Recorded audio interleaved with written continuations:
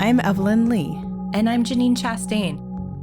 We're collaborating on curated conversations to explore how the industry of architecture is changing. Together, we'll find ways to create new solutions to current challenges while elevating the value of architects. Welcome to Practice Disrupted.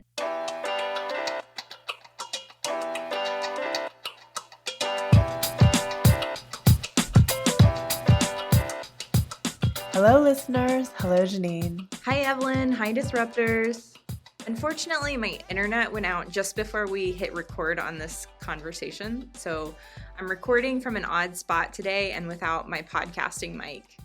Please pardon any drop in audio quality, but regardless, we have a really amazing guest with us today. This week on Practice Disrupted, we are bringing on Tiara Hughes, the founder of First 500. And even though we have only gotten to know each other recently, I have been absolutely overwhelmed with her support of our work on Practice of Architecture and especially Practice Disrupted. She is such an incredible cheerleader and so gracious and humble with her time. Yet as a Black female architect in this profession, she has accomplished so much, and I am so honored to have her in my life. I'm so honored to share with her our experiences of being Drury University alumni together, and I'm so happy to have her on the podcast today. Tiara, welcome to the show, and thank you so much for joining us. Can you tell us a little bit about yourself and all of these different roles you're taking on in your leadership and life right now? And of course, we want to hear about your work at the First 500. Thank you so much, Janine and Evelyn, for having me. This is really exciting. Hello to all of the disruptors out there. My name is Tiara Hughes. I am a senior urban designer with Skidmore, Owings & Merrill, SOM, for their planning practice. So the biggest kind of reward and takeaway from that position is getting a chance to work with communities that are very similar to the one I grew up in. So I get to travel all over the country and connect with communities and really kind of have this co-authorship around the designs and what we're producing for them. Secondly, I am a commissioner for the City of Chicago Landmarks Commission. There's 9 of us that serve on that board, and ultimately we are the deciders for the built legacy of Chicago. So it is not a small task, and I am the only Black woman that serves on that board. And just to kind of add more icing on the cake, previously, before Obama became president, Michelle Obama actually sat on this board. So it is a huge deal to serve in this capacity, and I don't take it lightly. I am also an adjunct professor for a graduate level design studio, which is weaved in throughout, like in between kind of my work hours as an urban designer. It kind of all folds in together because it does create this kind of symbiotic relationship for the firm with the school and bringing in new talent. But we really are introducing students to more community-oriented design and how to solve real-world problems. And then lastly, I am the founder of First 500, which is a global platform dedicated to elevating and celebrating Black women architects and their contributions to the built environment. And I guess I'll tell you guys a little bit more about that as we continue. Thank you. Thanks again for having me. Okay. I just have to pause and say, wow. I mean, that is a lot of stuff. I'm so interested. What drives you to be so engaged and involved in all of those leadership roles? Yeah, it's pulled from a lot of directions. I would say passion is kind of the key driver behind everything I do. For First 500, the Black women architects, right, and their contributions, they serve as such an inspiration to me and young girls and Black women who are interested in entering the field. You know, they have contributed and are the trailblazers that I look to with everything that I do for First 500. We are also hoping to inspire, you know, those future generations and more Black women to come into the field. And then as far as my everyday work that I do, the communities that I serve really inspire me too. You know, like I said, live in areas where a lot of our representation isn't seen in our industry, right? And so I get to kind of stand in that truth and be the voice and be the representation that these communities are looking for and to really advocate on their behalf. And then for my personal experiences, I've really been sort of inspired by my students. They are the future, right? They're the next generation. They are the future leaders that are going to kind of take the torch and run with it and really shape kind of what our world becomes long after us. And so really is a passion to cultivate that generation as well. So I'm kind of overwhelmed by everything you just said and all you do. And as a person who gets told a lot that I do a lot, like, you do a lot. Um, so I'm going to ask you a question that gets asked of me a lot, because I feel like you do so much more at a broader scale to your community. How do you manage it all? How do you say no to things? Do you say no to things? And how do you really prioritize where you need to spend your time so you can still pay the bills at the end of the day while offering such tremendous support to students, to the community, to Black women architects? Yes, that's a great question. It does involve being extremely organized. I have my pad here right next to us that really keeps me organized and keep my days pretty laid out for me. It also involves prioritizing between each of the initiatives that I have going in my life. So obviously work takes up, it's 40 hours a week at a minimum, usually more. And everything else kind of works its way around that. And then also throughout the day, if there are moments where there's intersections between things, like teaching, for instance, I am able to kind of weave multiple things together at once to, again, allow the time to overlap. So being very organized to answer your question, and then organically finding those intersections between each of the kind of big buckets that I have going in my life. I'm kind of curious then, how do you, and if you feel okay to share this, but what does your downtime look like? How do you recharge? Yeah, so usually my mornings start with yoga. And that's like the calm before the storm, right? And then it's with a cup of tea and like diving deep into the news, like finding out what's happening around us and what's happening in the world, right? So that's typically my free time on a daily routine wise. And then when I'm traveling, I am sightseeing, I'm connecting with people and really finding more intersections with the work that I do and whatever environment that I'm in. A lot of firms right now have obviously EDI initiatives, and I think, any practitioner who runs a firm would be like, we would love to have somebody like Tiara in our firm. So what are things that other firms could do to set a person, maybe even another young Black woman architect, up for success in practice, but also kind of give them the freedom to have the platforms that you've had within the community and be supportive of their trajectory? Yeah, that's a great question. I think number one is trust. You really have to kind of foster her growth, provide her with those resources, and then trust her. Trust that she's going to drive that impact that the firm is craving. And then I also think, more generally speaking, an equitable approach to resources and providing support is critical. Right. I think I think most firms take the approach of one size shoe fits all. And that's really just not the way of life today. I'm not going to have the same needs as the coworker sitting next to me. And it's very messy, it's very muddy. And so firms really don't like to drive in that direction. But that's really where we're going to have to go if we want to have every employee feel supported. And most importantly, employees like myself who are doing the hard work and in addition to the projects that they're contributing to. And if I can also say too, I would like to see more focus on empowering our future Black voices in those pipelines. I think obviously Black folks are underrepresented. We make up 2.5% of all licensed architects.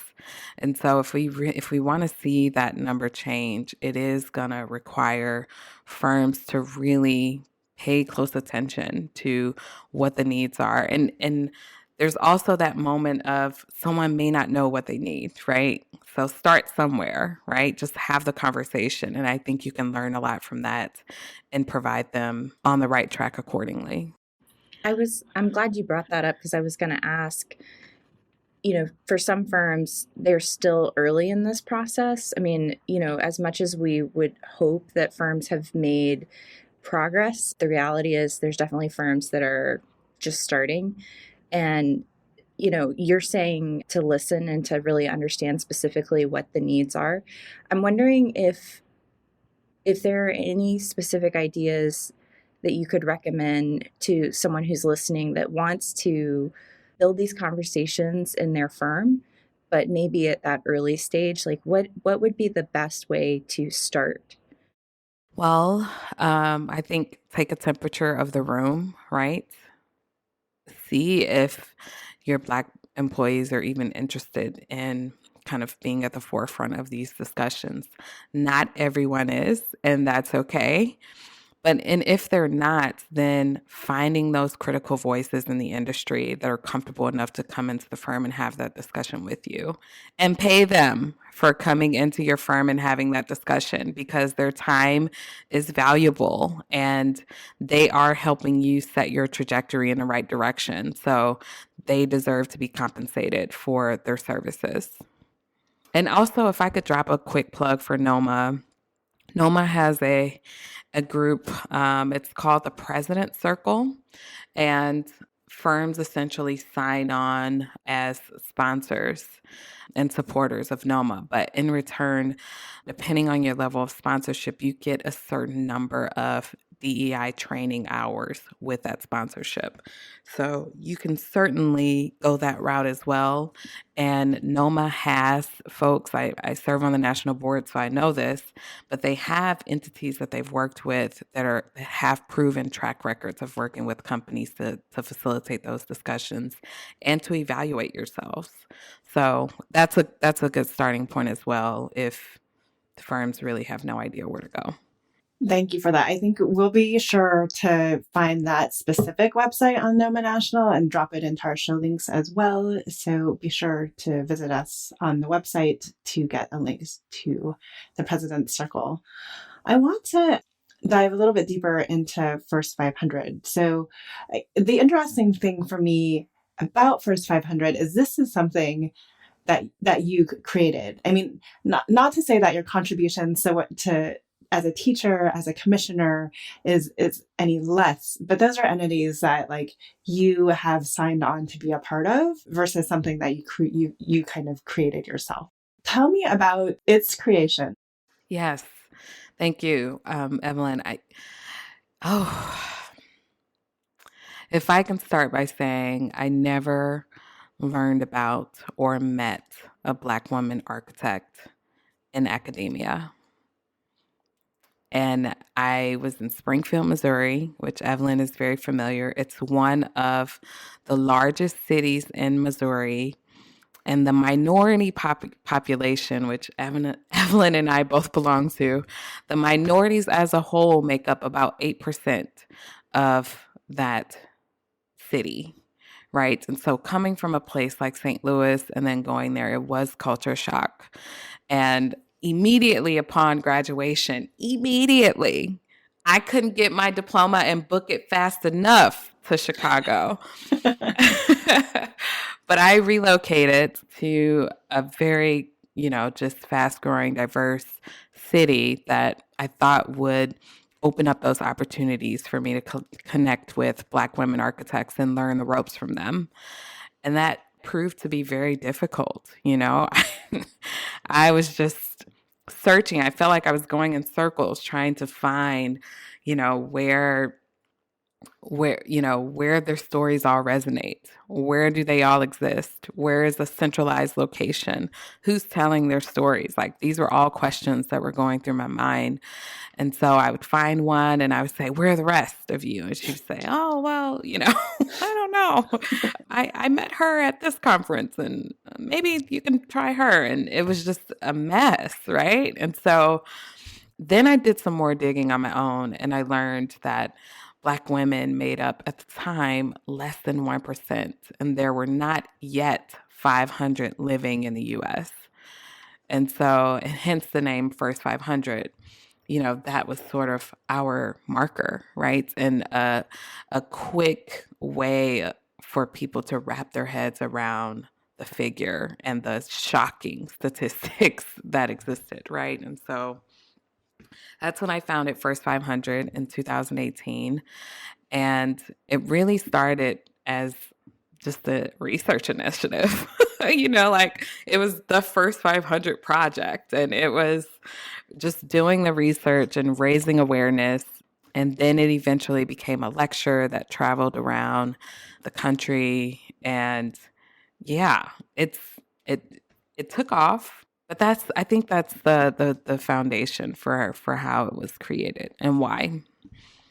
What have you learned about yourself in pursuing that research and really leaning into that body of work that you wanted to understand better? I think earlier, I mentioned Black women, right, being kind of a motivator for me. Something else that is a key kind of driver in my life is my grandfather. Um, he was sort of the father figure I had in my life growing up, who raised me, and he got really sick when I was in college, and I felt like quitting. I wanted to go home. I was like, I need to be by your side. And he said, no, I promise I'll be there with you at the finish line. And that promise kept me going, right? And got me over the finish line to finish college with honors to make him proud. And he wasn't there physically at the end because he was too sick to travel, but he was there virtually, right? And so upon graduation, we were back in St. Louis. We had a conversation, our last conversation actually in person. And he said, I kept my promise. And I said, you did. Yes, you did. And he said, now I need you to make me a promise. And literally, I would have given him the shirt off my back. Like, whatever, like tell me to jump off a bridge, I will go jump. Like it was that sort of relationship that we had and the bond and just having someone who loves you unconditionally and just has really kind of stood by your side through the test of time. I'm talking being homeless in college and this being the only person that traveled to the bank every month to send me funds for food, right? Like it was through and through. So whatever he said at this moment, I was going to do. And he said, now I need you to make me a promise. And I was like, yeah, I perked up and, what's going on? And he's like, he started with, I'm not always going to be here with you physically. And I started bawling. I'm like, what are you talking about? We just been like, no, I'm not ready for this conversation. And he said, but, I need you to promise me that you're going to live your life to the fullest. I need you to promise me that you're going to travel like we said we would, like we were set out to do. You're going to go live your dreams. You're going to mentor young Black girls, hence First 500. You're going to be your full self in this world as if I'm right here next to you. And so that really is the impetus of everything, the passion, First 500, everything you see about me and how I'm contributing to our built environment and our industry, right? Because I made that promise and every day I wake up, I'm living that promise. So I've learned, and my mom tells me this is very, very often, that he would be proud. and that I am living in that truth of keeping my promise. And I've also learned that anytime I step into a room and Black women, Black girls, anyone, people in general are saying that they feel an energy or they feel a light from me, I know that that's me keeping that promise. So those are things that I've learned about myself along the way, and those kind of keep me going as well. In addition to the community and the Black women and the Black girls.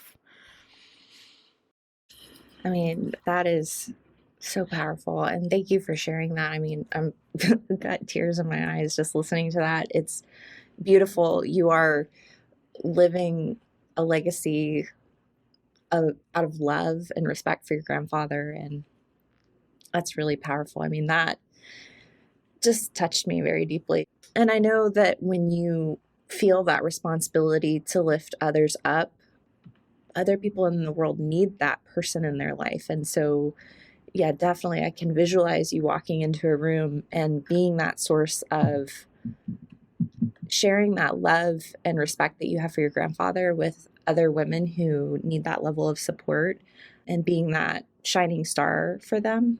And I never, ever, I can give you a quick example. One of my mentees, her school posted a job description for SOM late, like the deadline was posted late. So she applied late or tried to and couldn't, right? Because the deadline closed.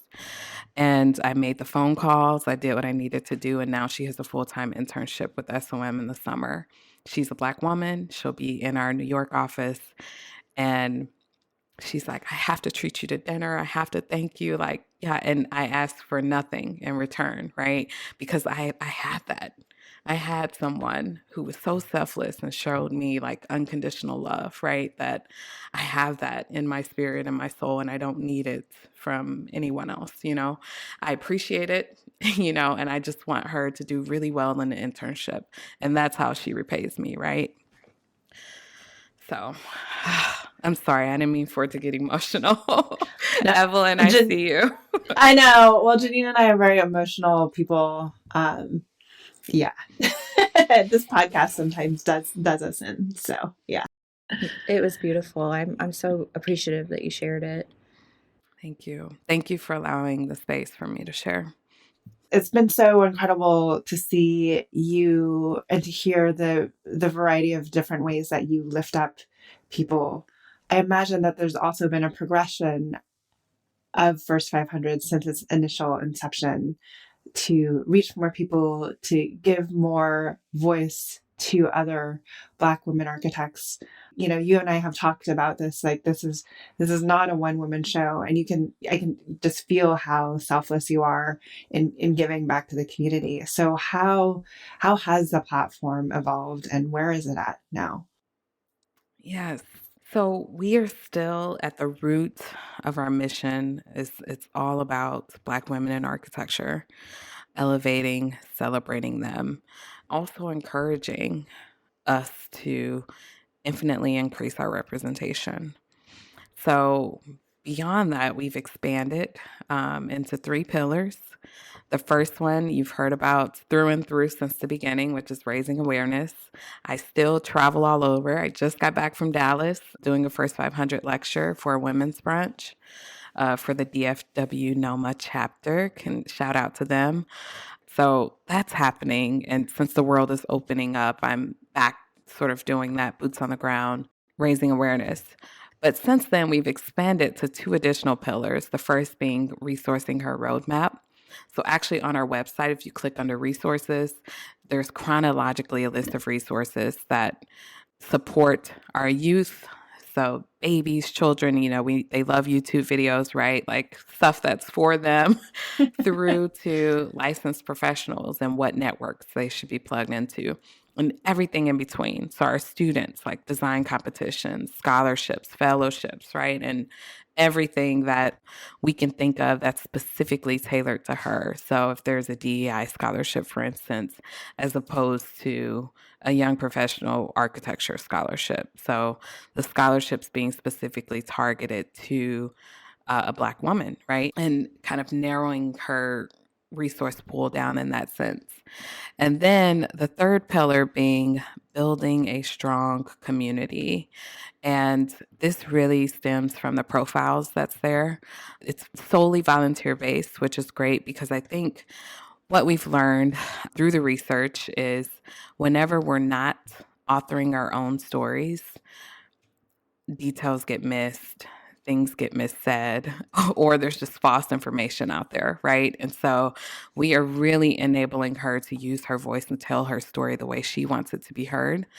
And you may have a profile that's really like, I'm passionate about construction administration. You may have another profile that says, I'm proud to be a mom, right? And that's okay. Like either perception is okay and how we should remember them, right? And so building a community in that sense of empowering her authorship, but also in the connectivity and organically building a network, right? So each of the profiles have links to websites if they chose to put them, or links to their social accounts. And so if student A comes onto the profiles and they're strolling through and they say, oh my gosh, Imani Dixon is in Chicago and I really want to reach out to her, they can click on Imani Dixon's profile. She may have a website listed, but she has her socials too, right? So they can go and find Imani on Instagram, follow her, DM her, or find her on LinkedIn, connect with her there and then direct message her on LinkedIn. And, it's sort of that organic system in that way. So, it helps them kind of get more following and more visitors to their work as well indirectly. But all in all, building that strong community. And there's definitely more to come on that pillar in the works. Yeah, you and I talked about that. That pillar's actually gone outside of the US, right? So it's begun to gain like global traction. Yes. So we have 4 countries represented so far, which is really exciting. And it's organically growing. So as much as I want all the countries, all the Black women architects, that's not going to happen today or tomorrow. But I have been excited to just watch it grow slowly and organically, and the outpour from Black women on being excited about this space. So when you are invited to speak with firms, or like you just went to Dallas Fort Worth, what types of conversations are they asking you to speak to? Like, are there key themes that you typically are trying to address in your outreach? Well, I think it depends on the audience. Like this one in particular was a women's brunch. So the talk was very much tailored to Black women, but also women. And having just raw, candid conversations about that. But if like a Gensler invites me, for instance, which I've been to several Gensler locations, it's a different talk. It's more of a call to action to this audience because I know that I'm going to be speaking to a mostly majority crowd, and it's not going to be the same as speaking to a majority Black crowd, for instance. So I'm tailoring it in that sense. And I just want to do a quick plug for the talk too, because it's evolved since the pandemic. So I highly recommend folks reach out and book us to come to their companies and organizations for a talk. Yeah, we'll put a link in the show notes so that you can find your way over and make that connection. I'm glad you're talking about the customization of that. And I'm curious in firms where the conversation is multi-generational, many different races, many different perspectives, and probably a little bit of hierarchy from, the industry's history. Are there key questions that those audiences tend to ask that might be pertinent for listeners to understand? I think one question that I get is, how do I recharge, or how do I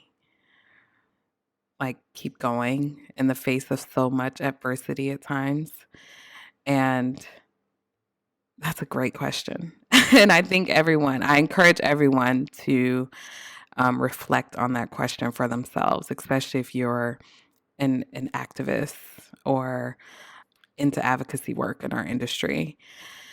For me, it really is like NOMA conferences, for instance, like just being in that space for a week of kind of blocking out the rest of the world, being around other Black architects, not even just Black, minority architects, who have been othered in our industry for so long. Also, retreating to travel. It's another thing that's very helpful for getting that recharge. But I do encourage people to figure out what that is for them and to really find that space and use it as often as they need to, because mental health is real. It is something that I pay close attention to for myself. So I encourage us all to do that. Take a step back just to the pillars, and kind of where is the pipeline most broken? Where do we need to do the most work right now? I see so many either AIA local components or so many people want to build that initial pipeline. But in my head, I'm thinking, if it's a bumpy road once they get here, like which end should we be fixing first? Your inclination is correct. I think exposure early on is still key, because what do they say? You miss 100% of the shots you don't take, right? So if there's kids that just aren't learning about architecture, then we're missing 100% of them, right?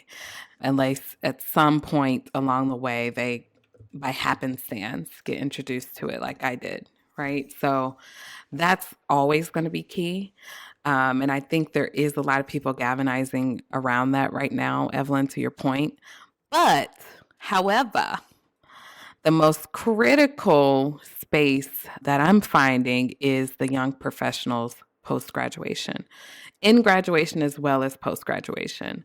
About 5%, 5 to 6% of our schools have Black students, yet 2.5% of licensed architects are Black, right? So we're losing 2.5 to 3% somewhere in that pool along the way, right? And so how are we focusing in on that audience? How are we capturing them and making sure we're not losing them, right? We are getting them across the finish line of licensure. So I think there is this kind of criticalness with that particular group, because once you commit to it, we should all be their biggest cheerleaders and making sure they have the resources they need to get to the finish line and to be active contributors to our industry, because obviously they have an interest in it. That's why they chose it for a profession. We've had several practitioners reach out to us that they listen to the show, they're active in a studio environment, they're working full time. What's one thing that they could do right now or in the next month or in the next few months that would make an impact? Is it volunteering and going out to meet with students that are in K-12 or getting plugged in with existing programs that are out there already? What does that look like? Yeah. So I have to drop another plug for NOMA. NOMA has something called the Project Pipeline, which is, it's younger. It's for middle school kids and some of the larger chapters, high schoolers as well. ACE mentorship is for high school students. Those are pretty solid as far as active contributors to our younger crowds. But in addition to that, just roll up your sleeves and see how you can volunteer at a university. And furthermore, get to know the students and learn what their needs are. A great friend of mine, which is really kind of, she's influencing kind of where we're driving First 500 whenever we do start our campaigns and how we're going to be using our funds. There's a lot of scholarships out there, but scholarships are very specific to tuition, right?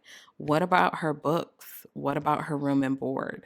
What about all the additional architecture fees that come with supplies and building models and, travel when the studios have to go to different locations? Those are the things that we need to plug into as well to make sure that she has what she needs. I'm going to say they have what they need, because this is for all minority students, not just her at this point. But make sure they have what they need. So finding those unconventional ways to plug into the gaps that exist right now. Since this is such a small population of our profession, right? And to really move the needle on that, it's not only going to take members of that population, but allies supporting that population. So you gave some like very broad or tangible things that we can do maybe outside of the organization itself, but is there anything that we can do to support the work that you're doing specifically with First 500? Absolutely. Thank you for asking. Follow our socials. We have everything. So Facebook, Instagram, Twitter, LinkedIn, whatever your preference is. We recently launched our interview series on Instagram where we're doing these live interviews with both Black women architects and allied professionals every first and third Tuesday. So I highly recommend you check that out and tune in. And we've also began our profile spotlights for students. Like we want to recognize their work and what she's doing in academia as well. So definitely check that out. I would also say book First 500, book a talk for your company or organization, and keep an eye out for our fundraising campaign that's going to launch this year.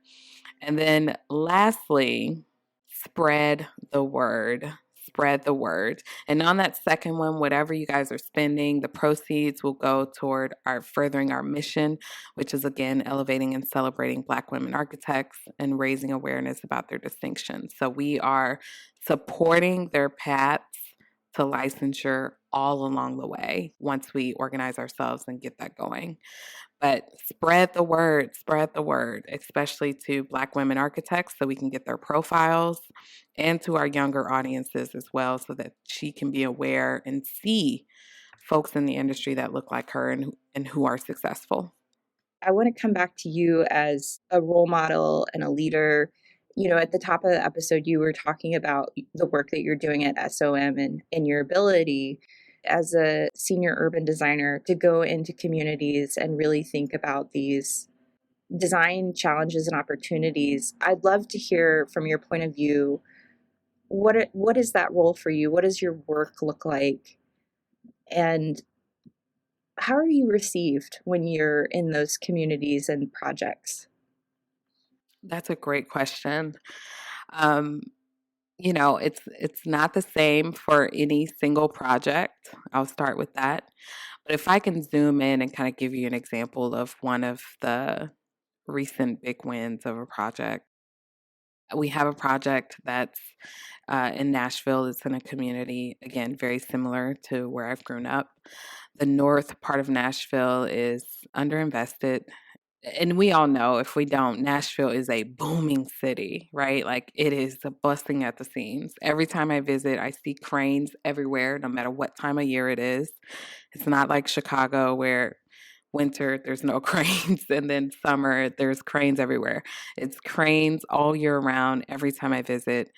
And working with the community, sort of my role on the project has been really an engagement strategist, right? Like I am kind of setting the programming for how we're going to address the community. Also, what sort of forums are we setting up to empower their voices, to allow them to speak about their needs, what they want to see out of a design. And I'm facilitating all of that when I'm there. I'm also the sort of main contact for the community and from the leadership of that community, which in Nashville, they have districts and then they have council people. So the councilwoman of that district, I'm her direct contact. And it really has been such a rewarding process. And I would say this because, and I would leave you with this one kind of memory. And that's one of the first kind of in-person workshops that we have with the community. You know, we were at it. I mean, we were deep into the trenches. It had been about 3 hours. You know, I am, drinking water at this point because I'm parched. And one of the community members, I'm taking questions at this point. He says, Tiara, this is great. He was like, and I hear your excitement and you're getting me excited, but why are you excited about this project?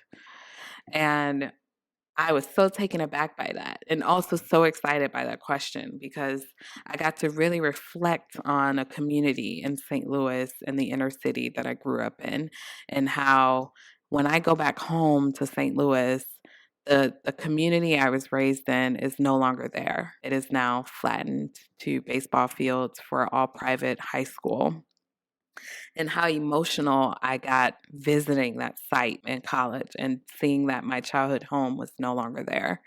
And I said, that's the reason why I'm excited, because we get to preserve your community and we also get to bring great amenities and things that I wish we had when I was growing up to right here to your backyard for you to use and you to kind of have ownership over. And, his response to my answer was just his whole face, his whole demeanor lit up. And he's like, well, I'm excited now. And so that is why I do what I do, and how I contribute to these projects. And like I said, it's different for every project. Some projects I might be designing, some projects I might be doing more management work, but really the engagement piece is the piece that I'm most passionate about. Was your undergrad in architecture? Yes. Mm-hmm. Yes. And then how did you make that jump into urban design? Because that's interesting too. Yeah, I actually started working in Chicago. I was a contract worker at HOK for a while, and then I went to a smaller firm because, woof, that was an experience. I went to a smaller firm where I was also doing architecture, and then SOM was the reason I made the leap to urban design. I interviewed with a partner. My first meeting with him outside of industry events, he said, so are you interested in urban design? And I said, Doug, what is urban design? And people are mortified when they hear that because they're like, you went to an interview and asked that? Yes, I did. I wanted to know what my future trajectory was going to be and what I'm signing on to, right? And Doug's response was, I'm so glad you asked. Let me tell you, and he was just so excited. You felt the energy and the passion pouring out of him about urban design. And that's what really roped me in, hearing it through his lens, but also the projects that we get to work on, and the communities that we get to work with. All of that is really what kind of tied me in. And I've always been a big picture thinker and visionary person, even with my work in school. So it all kind of worked together. But I think also, in addition to finding your passion, like, don't give up. That's so cliche, but my mantra that I live by is, if there is no well to drink from, dig until you create one. There's so many spaces that I've stepped into as the only or the first or just unheard of kind of moments, creating the Equity Action Committee for a firm like SOM and really guiding their equity practice was unheard of. Like it's something that had never been done before. And so don't be afraid to step into those truths, even if it's uncomfortable and even if it's never been done before, because you're creating the space because there is a gap. So never give up. If there's no well to drink from, dig until you create one. And the last thing I say to my younger folks that are listening is, if one door closes, 3 will open. Keep speaking, keep showing up, keep allowing yourself to explore and challenging us, right? I think that's another thing. When you step into a space, you don't have to conform. You can always challenge what that norm is. And so I really, really encourage our younger folks to do that. Hi, Disruptors. If you like the content from today's show, you can find all of our past episodes over on practiceofarchitecture.com/podcast. Be a part of the conversation by joining us, our speakers, and others in our community at practiceofarchitecture.com/community. Our social media handle is @practiceofarch. That's @practiceofarch. We love to hear from you. Drop us a note to say hello. This show is part of Gable Media. You can learn more about other podcasts and video channels in our community by visiting gablmedia.com. Thank you for joining us on Practice Disrupted, a podcast by Practice of Architecture. Tune in next week for a new conversation on change in the profession.